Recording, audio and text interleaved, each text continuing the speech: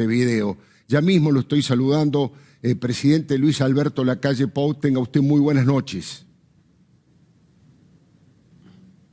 Buenas noches, Alfredo, un gusto saludarlo y el saludo a la audiencia y a todos los amigos argentinos. Bueno, primero lo que corresponde, presidente Lacalle, agradecerle que haya tenido la deferencia de elegir esta señal de noticias, Todo Noticias, y este programa para ofrecer la primera entrevista para un medio de comunicación argentino. Así que de arranque nomás le estoy agradeciendo. Y le hago la primera pregunta que tiene que ver con nuestro presidente, con el presidente de la Argentina, con Alberto Fernández. Tengo entendido, ahí lo estamos viendo en pantalla, usted tiene un pequeño delay seguramente en el audio, en el video, pero no hay problema porque es sin audio. Es cuando usted se encontró en la asunción de Alberto Fernández como presidente, llegó acompañado por el doctor Tabaré Vázquez, y ahí tienen un abrazo afectuoso y conversan un ratito. ¿Recuerda qué conversaron en ese momento? ¿Cómo fue ese primer, creo yo, corríjame si me equivoco, el primer encuentro y el único que tuvo con el presidente Alberto Fernández? En realidad, hace muchos años, estimo que 6 o 7, en España, en Madrid, increíblemente con el flamante canciller nuestro, Francisco Bustillo, coincidimos con Alberto Fernández en esa ciudad y salimos a comer de noche. Yo no lo conocía, obviamente sabía quién era. Ahí generamos un vínculo de una noche que salimos a comer. Y después, bueno, hablamos algunas veces. Nuestro canciller tiene relación cercana con el presidente Fernández. Y ese día fue, bueno, obviamente su asunción. Yo recién había salido electo, la primera formalidad. Y después hemos hablado por teléfono más de una vez. Nos hemos cruzado en esta nueva modalidad de comunicación vía Zoom en la cumbre del Mercosur, con presidentes de Prosur y otros países como el nuestro, que no es asociado a Prosur, y hemos intercambiado WhatsApp y mensajes y algún llamado por teléfono. Presidente Lacalle, ¿y usted cómo interpretó, cómo valoró que usted, siendo presidente electo, vino a la asunción de Alberto Fernández y él, siendo presidente, no fue a su asunción el 1 de marzo? A ver, voy a tratar de no develar conversaciones privadas porque deben quedar en ese ámbito. Creo que no estoy cometiendo ninguna infidencia si digo que el presidente Fernández me llamó el día antes y me dijo claramente no puedo ir, tenía una cuestión en el Parlamento, pero me cruzo el charco mañana o pasado para dar una clara señal de que no hay ningún tipo de inconveniente. Yo me quedo con esa opinión del presidente Fernández. ¿Y cómo interpreta usted, qué balance hace de esta relación entre ambos presidentes y también, por supuesto, la relación bilateral de los países? ¿En qué situación, cómo la definiría usted? Bien, capaz que una puntualización previa que debí de haber hecho es que nosotros somos gente de unión, nosotros somos gente de encontrar coincidencias. Lo hice en la campaña electoral, en toda la campaña electoral. Yo decía, vamos a abandonar ese juego de encuentre las 7 diferencias y busquemos las 7 coincidencias. Y ahora tengo una responsabilidad mayor, que es justamente buscar coincidencias, porque nosotros somos inquilinos de acá, de esta oficina, por 5 años. Y yo debo de estar tratando de representar las relaciones de la nación, de nuestro país, con el pueblo argentino.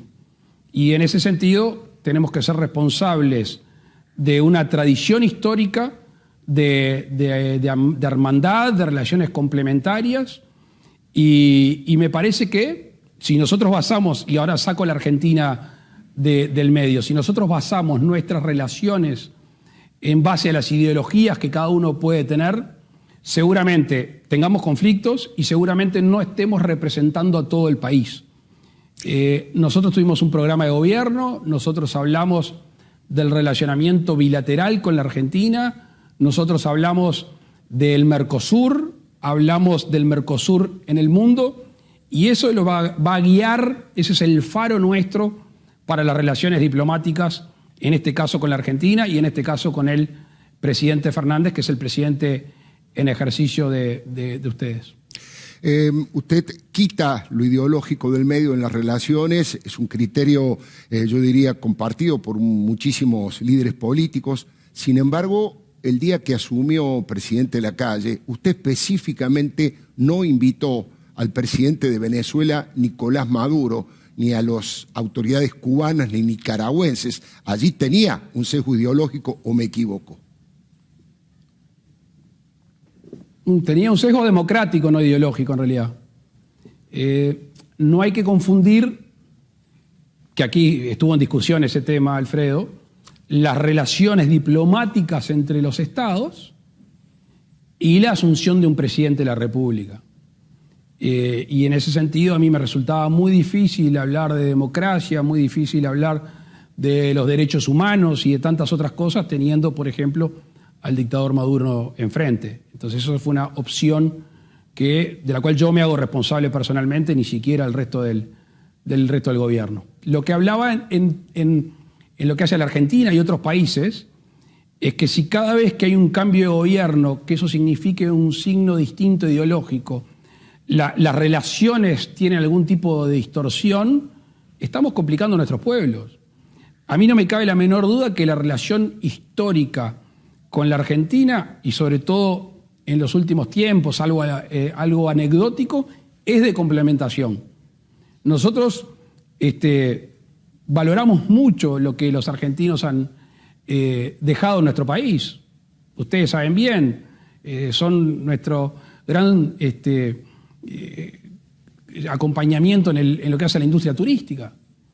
Han invertido fuertemente en su momento en la agricultura, trayendo conocimiento del otro lado del río. Entonces, nosotros estamos convencidos de que la relación con la Argentina tiene que ser una relación fuerte, una relación complementaria.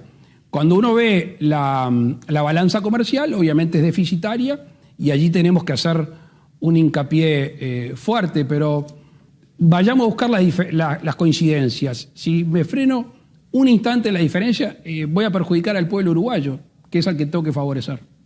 Es decir, por lo que usted me está planteando, que no se molestó ni le generó ningún ruido que el presidente Alberto Fernández, en una charla que tuvo con Luis Ignacio Lula da Silva, el expresidente de Brasil, haya dicho que extrañaba a Chávez y que extrañaba al Pepe Mujica y a Tabaré Vázquez, digamos, a los expresidentes uruguayos. ¿Eso no le afectó? No, capaz que esta nota se empiece a tornar un poco aburrida porque no opino de cuestiones personales, que entenderá que es mi deber y aparte lo que yo puedo aportar al relacionamiento.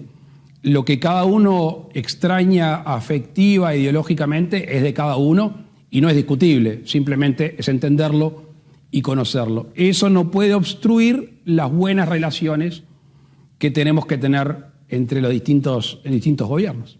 Porque la gente no nos va a perdonar.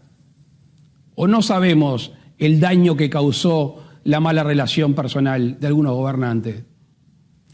Si no escarmentamos, si no aprendimos las malas relaciones, es que la verdad que no estamos aptos para llevar adelante el gobierno de nuestro país. Presidente Lacalle, usted además de ser presidente de Uruguay, si no me equivoco, es el presidente actual del Mercosur. ¿Qué futuro le ve al Mercosur y cómo puede articularse una convivencia, yo diría, de conveniencia mutua para todos los países con presidentes? Bueno, usted no quiere hablar de lo personal y por supuesto es totalmente respetable, pero digo de personalidades con tanta diferencia ideológica entre Jair Bolsonaro, por ejemplo, y el presidente Fernández. ¿Cómo se puede articular eso? El 1 de marzo, el día de la Asunción nuestra, que estaba el canciller Felipe Solá, estaba Jair Bolsonaro, estaba el presidente Abdo, específicamente hablé de dejar de lado el factor ideológico en la relación al Mercosur.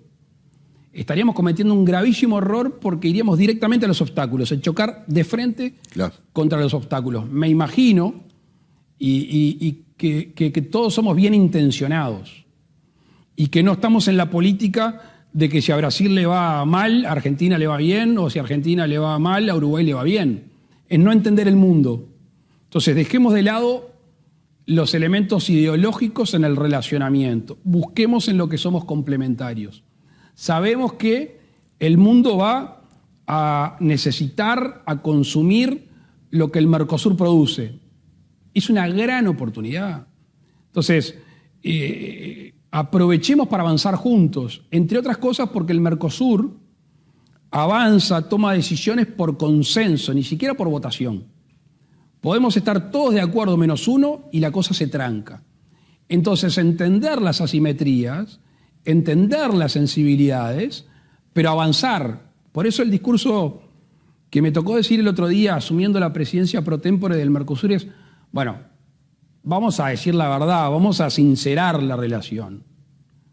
Porque en el concierto internacional, en el cual las relaciones están muy vinculadas a la generación de la demanda y la oferta, y en el medio está la política, no nos podemos dormir, porque rápidamente, si no, una satisface a la otra con buenas acciones políticas.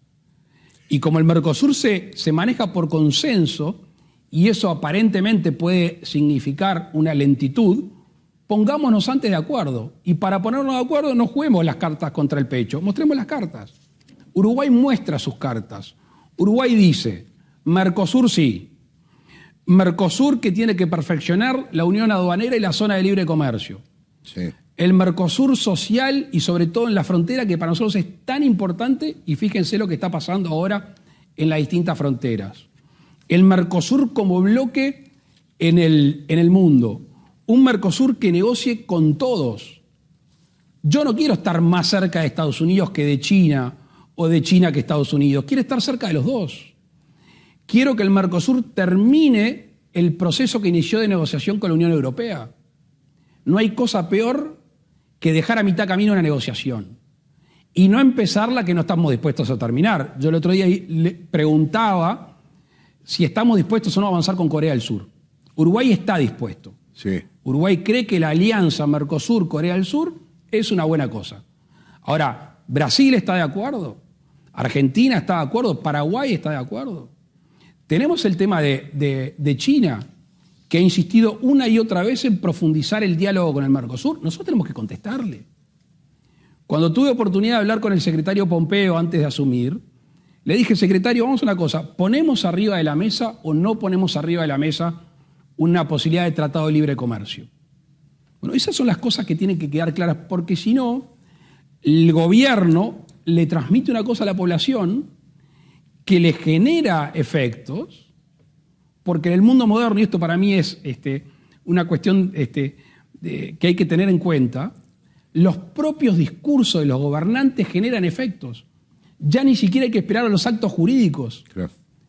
Cuanto más importante el gobernante a nivel mundial, obviamente que más efectos positivos o negativos genera. Entonces, cuidemos nuestras palabras, avancemos sobre lo que estamos dispuestos a dar, no generemos falsas expectativas, los pasos que cada uno puede dar en la velocidad que pueda darla, pero con una línea clara. Ese es el Mercosur que nosotros queremos y esa es la relación con la Argentina.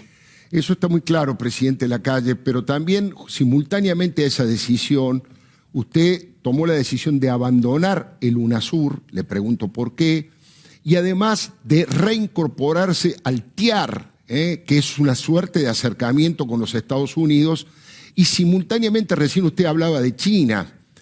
Uruguay le vende a China el 31% de su producción, básicamente soja, carne, celulosa. No tiene inconvenientes, usted promueve el intercambio comercial con China también.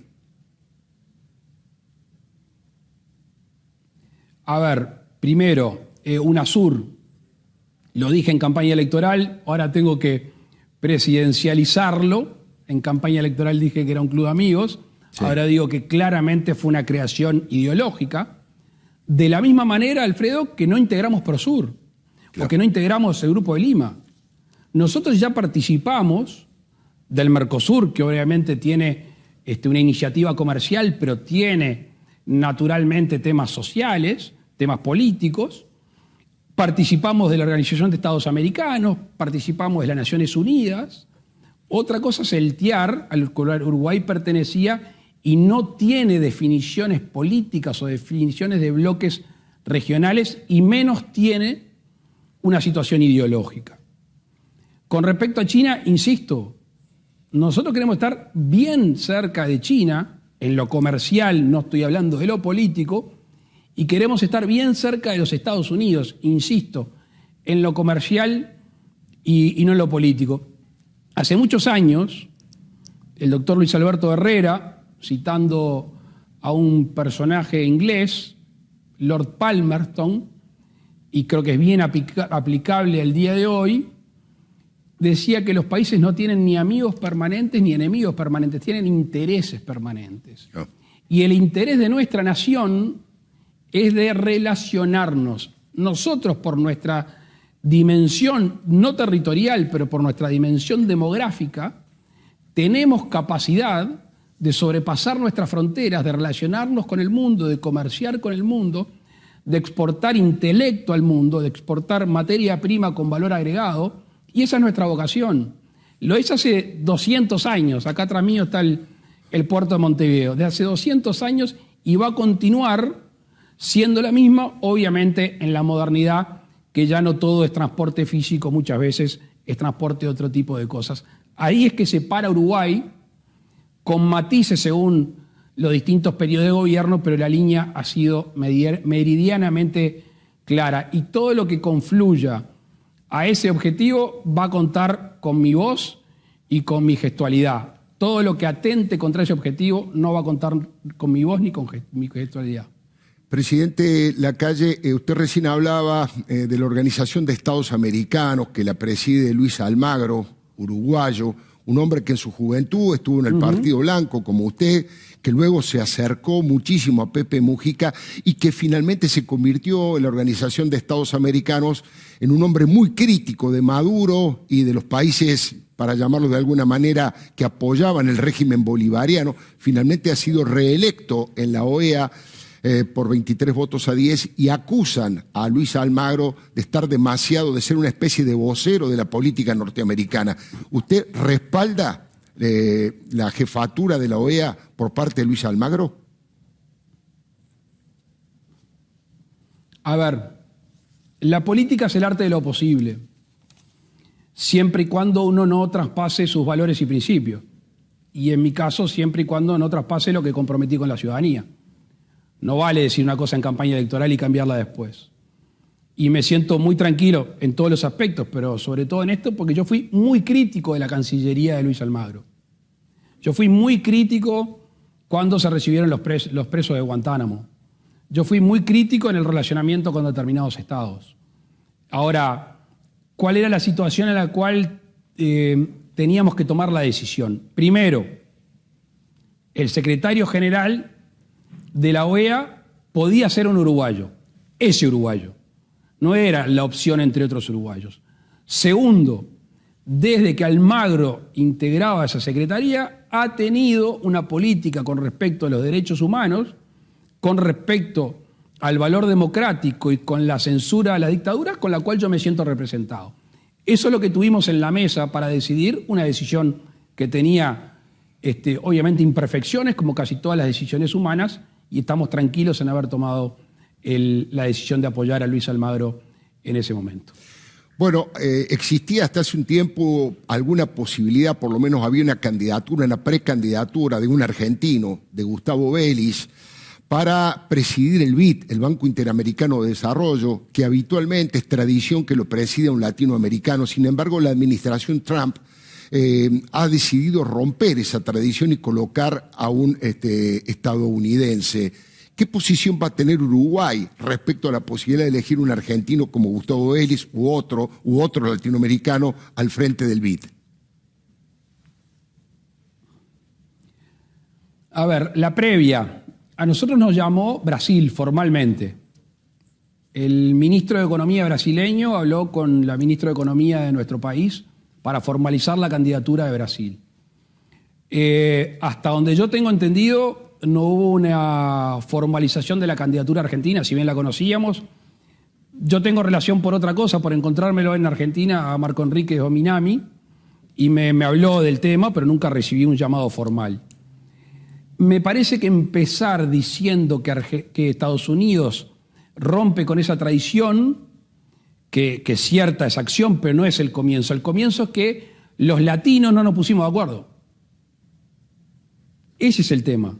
No había un acuerdo entre los países de América del Sur para llevar adelante una candidatura única.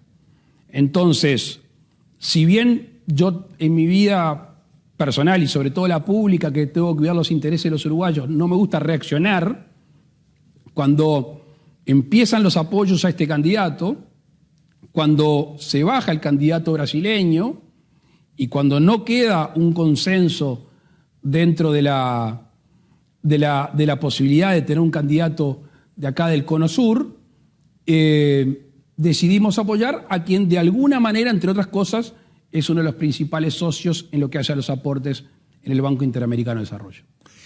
Presidente Lacalle, aquí en la Argentina ha tenido muchísima repercusión dos situaciones que se han dado en Uruguay. Una que fue desde el punto de vista económico, político, si usted quiere plantearlo así, vamos a decirlo en la forma más sencilla para que todo el mundo entienda. Corríjame si me equivoco, pero usted generó una cantidad de facilidades muy importantes para que personas o empresas, inversores, finalmente se radiquen en Uruguay. Ha abierto, ha flexibilizado los requisitos.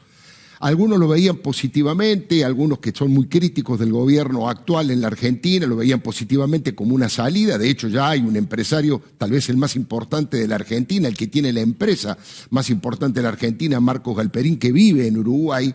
Y otros decían, lo veían como una especie de picardía suya de querer llevarse a Uruguay a los empresarios que están radicados en la Argentina. ¿Usted por qué hizo eso y cuál es el verdadero objetivo? El verdadero objetivo es que Uruguay siempre fue una tierra donde quien quisiera venir a desarrollarse, a crecer, a criar su familia, a emprender, a hacer dinero, a dar trabajo, es bienvenido. Estos años hemos recibido una fuerte migración, fortísima migración, diríamos compulsiva. Mucha gente escapó de sus países. Estoy hablando básicamente de venezolanos y cubanos. Escaparon de sus países y vinieron a nuestro país. Y hoy es gente de laburo, gente que se empeña, gente que está agradecida a esta tierra, cosa que nos llena de orgullo. Y Uruguay tiene vocación de crecer. Fíjense nuestro tamaño en el concierto internacional en comparación con otros países y nuestra demografía, nuestra densidad de población. Tenemos vocación de atraer gente. Claramente lo dijimos antes de asumir, lo dije en campaña, nosotros no queremos simplemente que vengan a invertir, queremos que se vengan a vivir. Y esto no está diseñado para la Argentina, que por supuesto eventualmente algunos argentinos vendrán, sino que está diseñado para el mundo. Es increíble la cantidad de gente, quizá en determinados departamentos, de distintos lugares del mundo que han optado por nuestro país. Y quiero decir una cosa, porque esto no es contra nadie. Claramente no es contra nadie. Después de esta pandemia, desde mi punto de vista, se van a producir dos fenómenos, o se pueden producir dos fenómenos, que el Uruguay casi que puede llegar, si hacemos las cosas bien, hecho a medida para tal fenómeno. La primera, que la gente va a salir de las grandes urbes. Alguna gente va a optar por salir de las grandes urbes.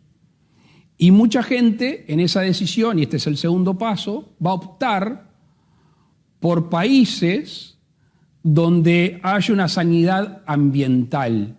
Y obviamente que la sanidad ambiental, en este caso, incluye la sanidad humana. Y Uruguay está haciendo todos los esfuerzos para cuidar a su gente. Y en ese sentido, quizá, obviamente que no es la razón principal, pero quizá la consecuencia posterior a esta pandemia es que Uruguay se convierta en un lugar de llegada de mucha gente y lo vamos a esperar con los brazos abiertos porque Uruguay los necesita, Uruguay los quiere y esperemos que puedan desarrollarse como individuos. Obviamente los que estén bien en sus lugares no van a venir al país de ningún lugar del mundo. Está muy bien. Yo le decía que había dos elementos que habían impactado fuertemente. El otro es el resultado que ha logrado Uruguay pese a que usted asumió el 1 de marzo y ya el 13 de marzo se registraron los 4 primeros casos de coronavirus en Uruguay. Insisto, el resultado que ha tenido hasta ahora, la actitud para combatir la pandemia, ustedes básicamente no hicieron una cuarentena estricta, hubo una cierta confianza en la propia responsabilidad individual de cada uno de los ciudadanos y al parecer ha tenido muy buenos resultados. Le pregunto, ¿cómo fue esa decisión y en la actualidad, a esta hora, cuántos son los contagiados, cuántos son los fallecidos en Uruguay y de qué manera se paró usted a la hora de tomar esa decisión tan difícil de no hacer una cuarentena estricta? Primero vamos a cruzar los dedos porque el resultado es parcial. Hemos visto en otros lugares del mundo de que de repente están muy contentos que bajan la guardia y de repente se dispara. Hay un rebrote. Vayamos al viernes 13 de marzo. Yo estaba volando al norte del país a la inauguración de la cosecha de arroz. Y cuando estaba en helicóptero ya me entero de que estaban los primeros 4 casos. Y obviamente ya la cabeza estaba puesta a mitad en la cosecha, pero sobre todo en las decisiones que íbamos a tomar. Ya cuando terminamos la reunión allá en el norte, empezamos a citar al Sistema Nacional de Emergencia con todos los ministros y creo que primero escuchamos mucho y después tomamos decisiones claras y rápido. Decisiones claras y rápido. Yo he insistido siempre que las medidas no solo importan que sean buenas, importa el tiempo en que se toman. Y a veces los tiempos políticos no acompasan, en este caso, las urgencias de la sociedad. Y creo que se tomaron en buen momento. Y después lo más importante, que a mí me emociona escucharlo, me emociona verlo y me emociona que lo reconozcan fuera de frontera, que no es al gobierno, es al uruguayo. El uruguayo tiene una vocación genética en la libertad. Una de las banderas que estaba acá atrás dice libertad o muerte, porque el uruguayo fue libre a pesar de, primero como nación, después como Estado, a pesar de. Y es un bien muy preciado que a veces en la lógica diaria se nos olvida, pero en las difíciles el uruguayo sale adelante con ese valor y lo defiende. Y en eso obviamente nos inspiramos. Yo no estaba dispuesto a obligar a los uruguayos a confinarse, ir rumbo a un estado policíaco, aplicar medidas prontas de seguridad. Yo puse 2 ejemplos, Alfredo. Hay una feria muy popular que se llama la Feria de Piedras Blancas, Sí. donde la gente vende lo que puede muchas veces para hacer el día. Y cuando se vino una corporación, un sindicato, idóneo en teoría en esta materia, y me vino a plantear la cuarentena obligatoria, como lo hizo algún expresidente, como lo hizo algún partido político o sectores, dije, ¿alguno está dispuesto a ir conmigo? Le dije una chanchita porque es propio de mi época, cuando en la dictadura llegaba la chanchita a levantar a manifestando. Era un móvil policial y empezar en la punta de la feria ir metiendo gente para adentro que está tratando de hacer el peso. ¿Alguien está dispuesto a ir conmigo al que yo le compro leña en el Pinar Norte, que es una zona del departamento de Canelones, y a ese la leña, meter leña, piña y persona adentro detenida porque está tratando de hacer el peso? ¿No somos capaces en Uruguay de apelar al cuidado personal, individual y al colectivo? Y el uruguayo dio una gran demostración. Pero aparte de una gran demostración, en ese mes, que para mí es vital, Claro. el Uruguay del viernes 13 de marzo al lunes 13 de abril bajó la cortina. En el medio tuvimos Semana Santa de turismo. Claro. El Uruguay bajó la cortina. Mirá lo que hicieron los operadores turísticos, porque esto es para sacarles el sombrero. Hicieron aviso en la televisión pidiendo que la gente no haga turismo. Ellos mismos cuidaron un valor superior. Y eso es lo que Uruguay hizo en ese mes que evitó los contagios masivos. Pero hace 2 o 3 semanas estos meses han parecido años, por eso a veces uno pierde el sentido del tiempo, surgió un foco en 33, un departamento del Este. Allí fueron las autoridades, yo me hice presente, fue el ministro de Salud Pública, el presidente de la Administración de Servicios de Salud del Estado, el ministro de Defensa, todo el mundo fue ahí a rápidamente controlar, a rápidamente pedirle a la gente del departamento de 33 que se cuidara, y hoy, 3 semanas después, hace 4 o 5 días que tenemos un caso o 0 caso. ¿Por qué? Porque la gente se autoconfinó. ¿Quiénes? ¿Todos? No. Se confinaron los que estaban contagiados, se confinaron los que tuvieron contacto con los contagiados, claro, y los familiares de la vuelta. ¿Por qué? Para cuidarse ellos y para cuidar a 33. Porque hemos demostrado, desde creo el 22 de mayo, o de abril, discúlpame que no me acuerdo bien la fecha, sí, que empezamos a reabrir sectores de actividad, por ejemplo la construcción, que emplea a mucha gente y que dinamiza mucho, se hicieron test aleatorios y no hubo contagiados. Se abrieron las escuelas rurales, las más alejadas del centro de contagio. Allí no hubo ningún tipo de dificultad. El 1 de junio, el 15 de junio y el 29 de junio volvieron a clase todos los alumnos, de manera voluntaria porque no es obligatoria, pero ha ido creciendo el número de concurrentes y tampoco ha habido problemas. Entonces, creo que hay un pacto ciudadano, un pacto de libertad responsable, de que mis actitudes como ciudadano me benefician y benefician al común denominador o perjudican a mí y a todo el Uruguay. Y saben, todos sabemos que a medida que el comportamiento sea ese, más se va a abrir la vida del país. Y por eso, hace un tiempo, una expresión que después mis hijos me dijeron que era un poco antigua, hablamos de un panel de comando con 3 perillas. Cuando dije perilla, mis hijos ya se perdieron ahí.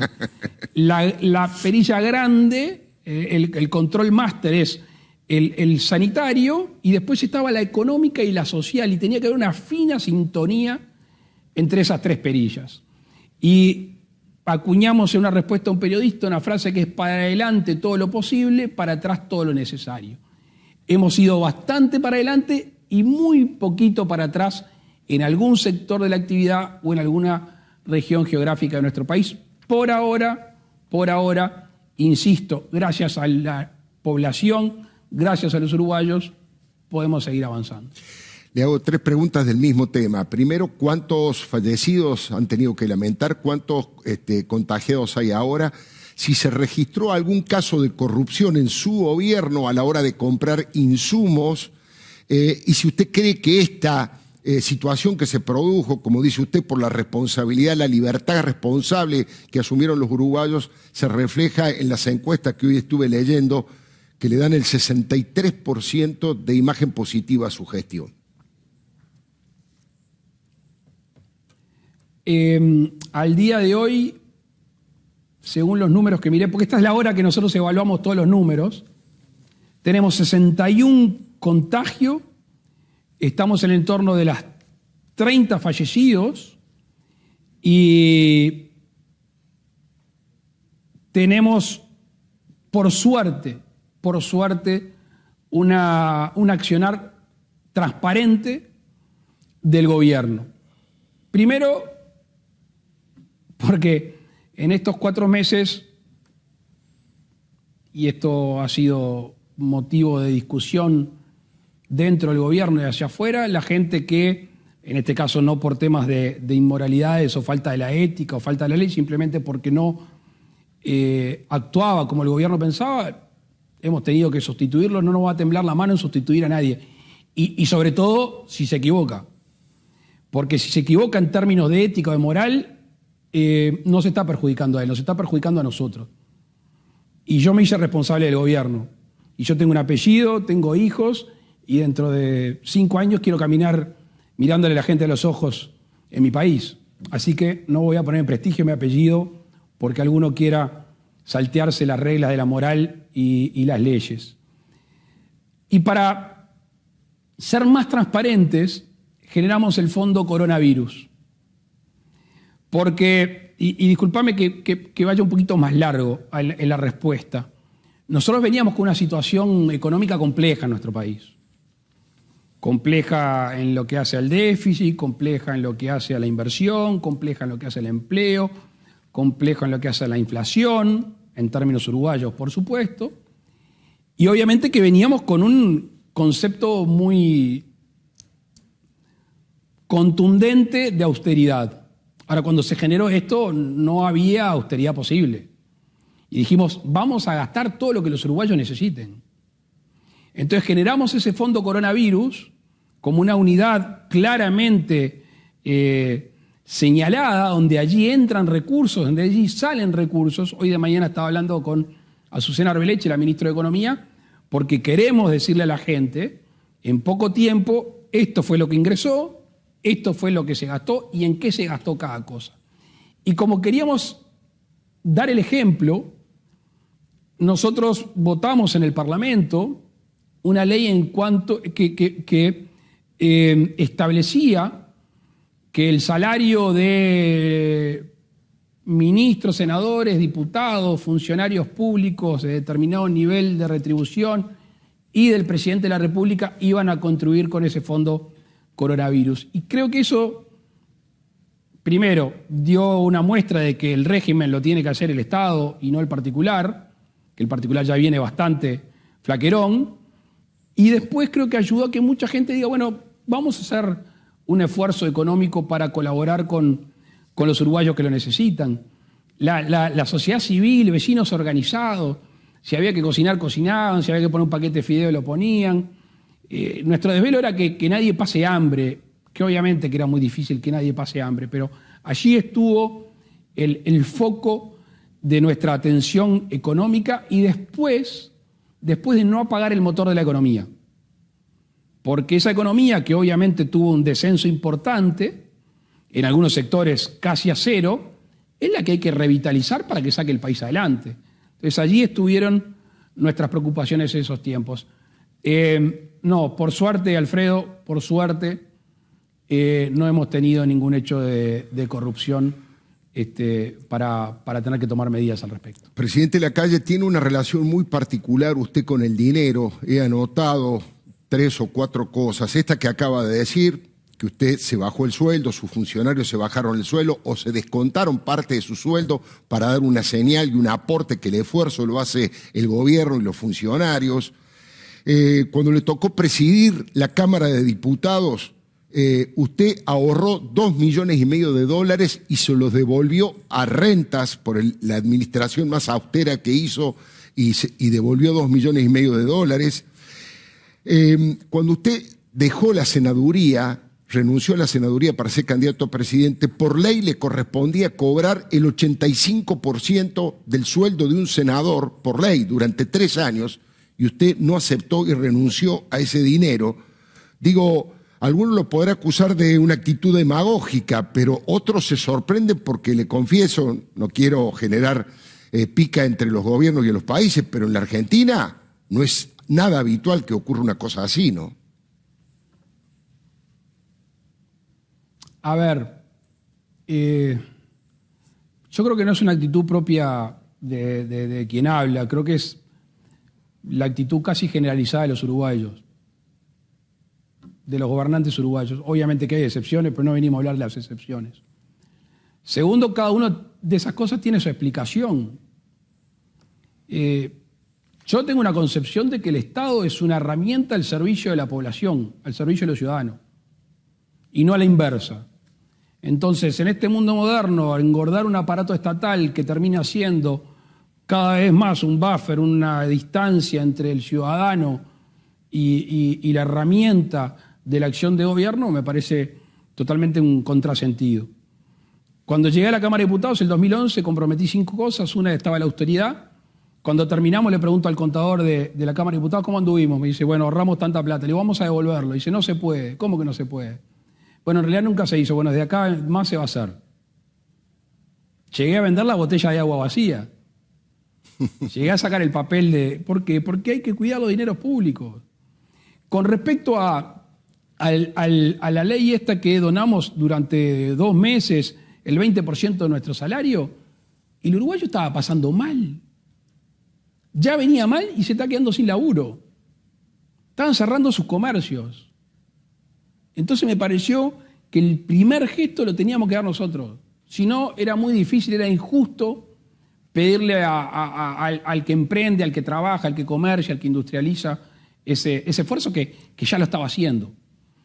Y con respecto al subsidio, es de lógica. Si yo estaba haciendo campaña, era un tema de vergüenza.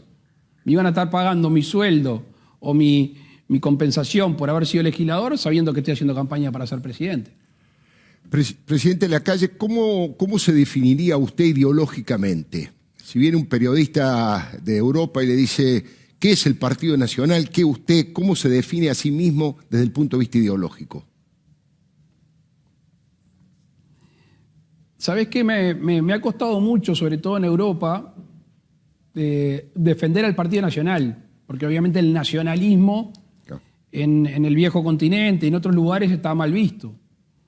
Nosotros participamos de un nacionalismo inclusivo, un nacionalismo abierto, un nacionalismo que hace a una nación, como expresa el concepto, que tiene una identidad, que tiene un fuerte arraigo territorial, un fuerte arraigo a las costumbres, un fuerte arraigo al ser oriental o al ser uruguayo, pero que al mismo tiempo es un nacionalismo muy abierto, no es refractario. En lo personal me considero un liberal que a veces el liberalismo está teñido de individualismo y creo que nunca lo ha sido, o por lo menos en mi concepción, y sobre todo en este mundo moderno que estamos todos tan interconectados, el liberalismo para que sea tal, para que sea puro, tiene que ser con una sensibilidad social, tiene que ser solidario. No hay libertad pura si el entorno no puede gozar de esa libertad. Si hay algo que por lo menos en lo personal siento envidia, una sana envidia por Uruguay y por los uruguayos, es la posibilidad, aún en las disidencias, en las discusiones apasionadas, de esa relación de amabilidad republicana, de ese respeto en los distintos partidos. Creo que en los últimos tiempos hay algunos sectores que se han radicalizado más, pero en general la convivencia entre los expresidentes, el trato cotidiano, eso se mantiene. ¿Usted lo encontró a la hora de recibir los atributos del poder del presidente, del doctor Tabaré Vázquez, siendo que estaba terminando usted con 15 años de gobierno del Frente Amplio? Básicamente sí, básicamente sí. Obviamente uno quiere siempre mejorar las cosas, pero no debería de quejarme. Siempre hay una cosa para mejorar, pero no digo que si me quejo de lleno, pero estuvo bien, estuvo bastante bien. Yo creo que si uno en la vida anda cargando mochila de facturas es muy complejo. O sea, yo tengo una mochila, pero la tengo reservada solo para los que atentan contra principios básicos que yo creo que no son transables. Pero en un momento de mi vida empecé a guardar facturas y me di cuenta que estaban quedando amarillas y desteñidas y saqué, las tiré. Guardo 2 o 3, pero que son necesarias tener porque uno no puede cruzar determinadas barreras. Claro. Lo llevo a que vea un video, va a tener un pequeño delay entre el video y el audio, pero lo vamos a bancar, no hay ningún problema, porque fue el discurso de su asunción y le quiero preguntar por a quien saluda en último término. Lo comparto con la audiencia y con usted este video, presidente Lacalle. Señor expresidente de la República y senador Julio María Sanguinetti, señor expresidente y senador José Mujica, señor expresidente y querido padre Luis Alberto Lacalle Herrera,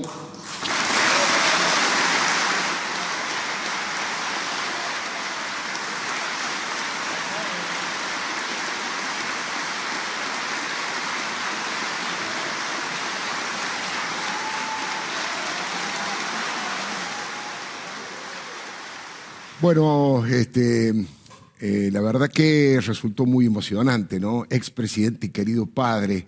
¿En qué medida ha influido? ¿Le ha traído dificultades o beneficios ser el hijo de un expresidente de la Nación y el nieto de uno de los grandes próceres de la política argentina, de la política uruguaya, perdón? Bisnieto de Luis Alberto Herrera. Ah, bisnieto. A ver, Alfredo.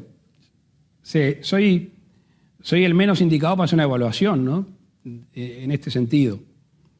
Primero, el saludo, obviamente, que ese día tenía una connotación afectiva, obviamente. El otro día tenía una discusión con una persona que denostaba la actividad política fuertemente. Y yo le decía, yo amo la política. Yo tomé esta decisión de vida. Pertenezco a la cuarta, quinta generación de mi familia que se dedica a la actividad política, pero eso no es lo más importante. Lo más importante es que yo quiero que un hijo mío, que no me escuchen ahora, se dedique a la actividad política. Sí, para que no se sientan que lo estoy guiando. Alguno de los tres, o dos. Porque es un servicio a la patria, porque es una forma de devolver todo lo que uno quiere, todo lo que uno siente. Y obviamente eso uno lo va absorbiendo casi que por ósmosis de una conducta y de un amor a la patria. Entonces, era una especie de reconocimiento, agradecimiento a mi padre, que ayer cumplió 79 años. Ayer cumplió. No le quiero preguntar, presidente, qué es lo que le regaló, porque la parte más personal y más de color ya viene en un tapaboca. ¿Cómo? Un tapaboca le regalé. Un tapaboca le regaló. Anda con unos tapabocas espantosos ahí, que se le caen y le regalé uno lindo. Está muy bien. Le digo a nuestro director que le voy a pedir el video 4. Voy a ir directamente al video 4, porque me parece que hay dos definiciones, usted en una conferencia de prensa, que me interesa muchísimo preguntarle. Ahí está la base, creo yo, de cierta concepción económica que usted tiene, y además está la base de lo que es la relación del gobierno suyo con los medios de comunicación. Vamos a ver ese video. Aquí, Sofía Cortiz, del semanario Brecha. Dado que hoy volvió la cuestión económica y social y que las autoridades en días pasados han planteado que están abiertas a tomar distintos tipos de medidas, quería consultarles si se ha planteado hacer del impuesto al patrimonio un impuesto progresivo, quitarle algunas exoneraciones a este impuesto, quitar exoneraciones a las grandes empresas. Muchas gracias. Gracias, Sofía. Casualmente lo estuvimos hablando con Lito Alfi y con Azucena Arbeleche en estos días, acerca de gravar el capital. Hoy gravar el capital, desde mi punto de vista, es amputar la posibilidad de los que van a hacer fuerza en la salida de la crisis. Por eso no lo vamos a hacer. Bueno, le decía, presidente Lacalle, que yo ahí veo dos elementos interesantes para preguntarle. Primero, el tema de la relación con los medios. Tal vez los que no siguen demasiado de la política uruguaya, la periodista que le pregunta, usted le dice, gracias, Sofía, es una periodista del histórico, legendario semanario Brecha, que es la continuidad de Marcha, un periódico histórico, un semanario histórico de la izquierda. Y usted la trata con un respeto, además le hace una pregunta clave vinculada a cuál es, si usted le va a poner más impuestos a los ricos o no. Y usted le contesta que no, porque cree que es amputar el futuro y que ellos deben ser los que tienen que llevar adelante el crecimiento. De eso, de lo económico, ahora le quiero consultar. Pero ¿cómo es su relación con los medios de comunicación, incluso los más críticos, como los que simpatizan con el Frente Amplio? ¿Hay algún tipo de censura? ¿Hay algún tipo de denuncia de la prensa respecto de que haya persecución por parte del gobierno? ¿Ustedes tienen pauta oficial? ¿Ustedes ponen publicidad del Estado en los medios de comunicación? ¿Y cómo maneja eso? A ver, es una pregunta súper abundante. A mí muchos de los periodistas y de los medios me conocen de pantalón corto en la política. Yo salí diputado con 26 años y les tocaba la puerta para que me hagan entrevista. Cualquier medio que me hiciera una entrevista me venía bárbaro. Ahora soy presidente de la República. No me puedo agrandar. Si me quieren hacer una pregunta, me van a hacer una pregunta. Y además otra cosa, es el medio fundamental, si bien obviamente tiene sesgos porque la pregunta la hace el periodista, claro, para comunicarnos con la gente. Nosotros dijimos siempre, a corazón abierto, no tenemos nada que ocultar y queremos ser bien transparentes, no solo por una actitud de vida, sino que además la transparencia en la comunicación, que después deviene en actos, deviene en hechos, genera confianza. Y la confianza es un elemento vital para cualquier aspecto de nuestra vida, para la vida personal, para la vida de las relaciones, para la vida económica. Y por eso nuestro gobierno ha optado por tener una transparencia total. Y las conferencias de prensa, sobre todo durante la pandemia, que había un nerviosismo generalizado porque estábamos caminando sobre el oscuro, queríamos dar toda la información. Y si en algún momento no sabíamos, la respuesta es no lo sabemos. Porque eso también genera confianza. No somos ni los dueños de la verdad ni tenemos todas las respuestas, y menos en esto. Claro. Con respecto a la pauta oficial, y la estamos recortando toda, porque está brava la cosa. Y obviamente hay que ser objetivos. El medio, la difusión de ese medio, y obviamente hay un tema acá centralizador de la capital que a veces deja relegados a los medios del interior. Con respecto a los tributos, nosotros comprometimos en campaña que no íbamos a aumentar los impuestos, porque ya la gente está con el agua al cuello. Si el grande la tiene en el cuello, imagínense el mediano y el chico. Y el motor de la economía es ese. El motor de la economía es el que se está yendo a dormir un ratito y mañana a las 5 o le canta el gallo o le suena el despertador y hacer andar el país. Y es el chico, el mediano y el grande. Obviamente, una salida de la crisis, ¿quién es el primero que hace el empujón? El que tiene capacidad financiera. ¿Y quién es el que tiene capacidad financiera? Y por lo general el emprendedor que tiene cierta dimensión económica. Pero para que tengan claro, hemos tomado una decisión lejos de la ortodoxia en estos días, que es subsidiar el trabajo.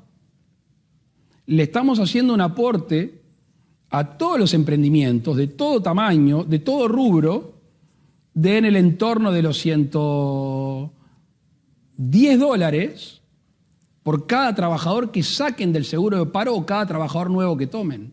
Estamos estimulando la vuelta a la economía, estamos estimulando para que den trabajo. Si le hubiéramos puesto impuestos, esta política proactiva de dar empleo y poder subsidiarlo por 3 meses, no la podíamos aplicar, porque arrancaban bastante más atrás. Y esa fue la visión que tuvo el gobierno y que sostuvimos, y obviamente que no está exento de críticas. Lo llevo ya, estamos arribando a casi 1 hora de charla, presidente. Le agradezco muchísimo, presidente Lacalle. Me quedarían 2 grandes temas vinculados más a lo personal, para que los argentinos también conozcamos quién es Luis Alberto Lacalle. En realidad, Luis Alberto Aparicio Alejandro Lacalle Pou.